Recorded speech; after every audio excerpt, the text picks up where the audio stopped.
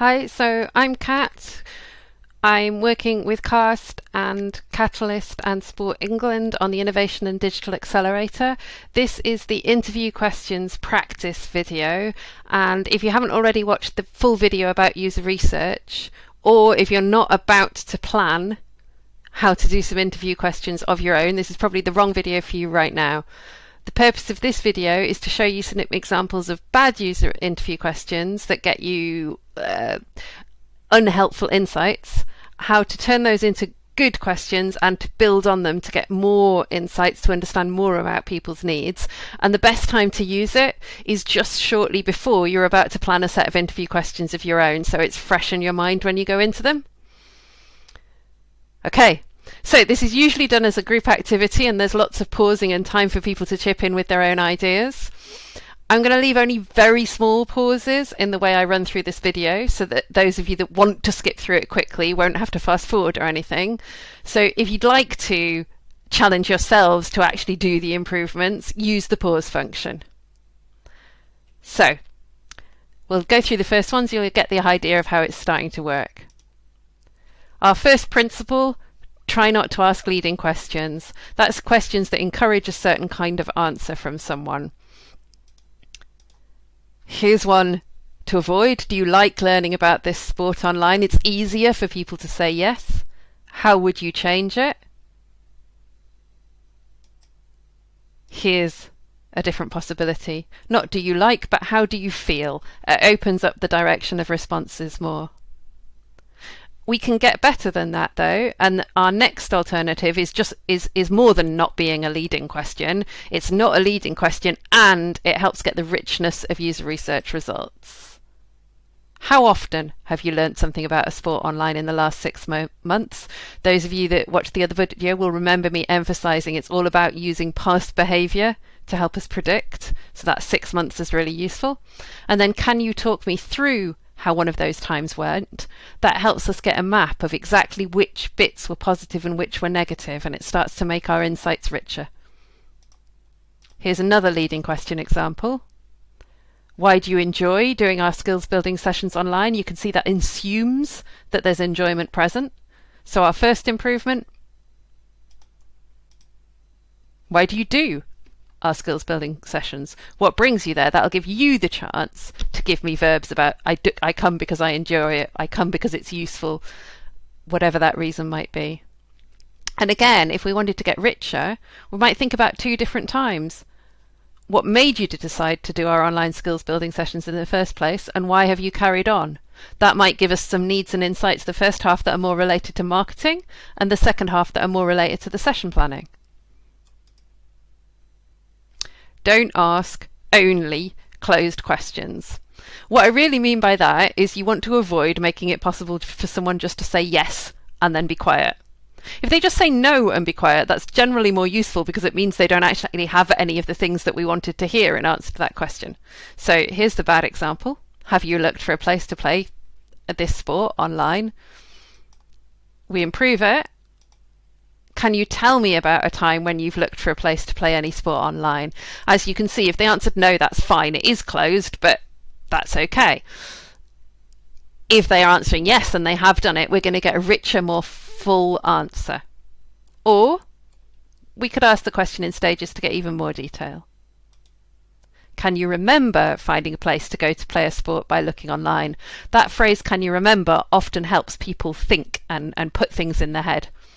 And then can you recall how it helped you and how it was difficult? It's really important to give both those balances so that they know that it's okay to give you the positives and the negatives.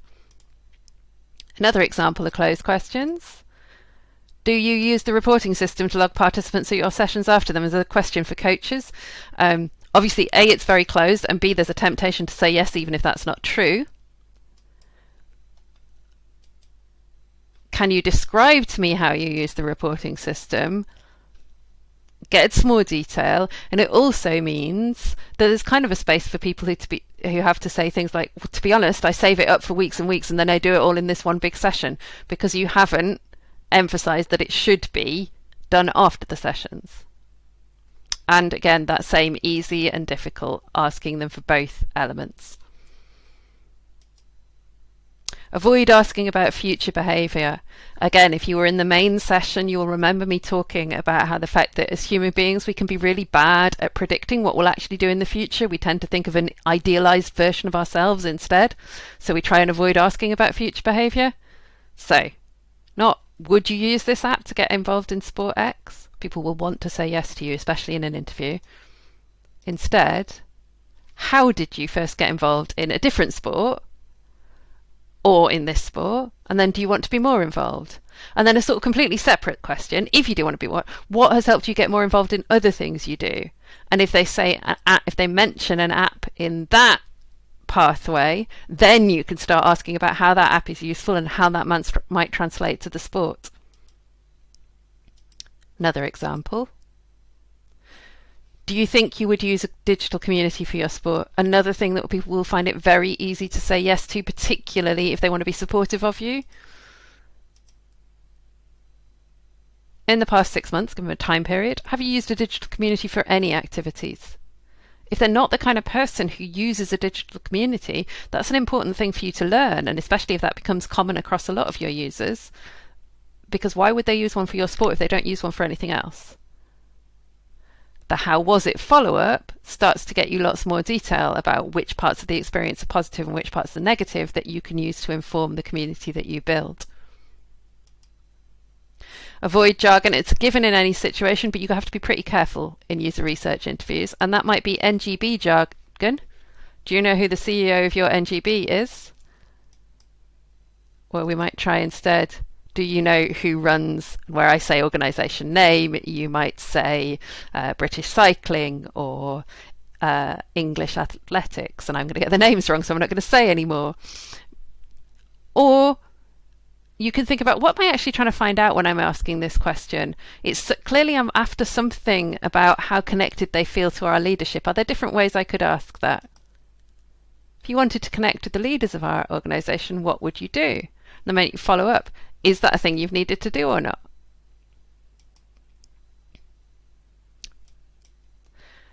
It's not only the NGB jargon you need to watch out for as well, though. You need to watch out for the technical jargon.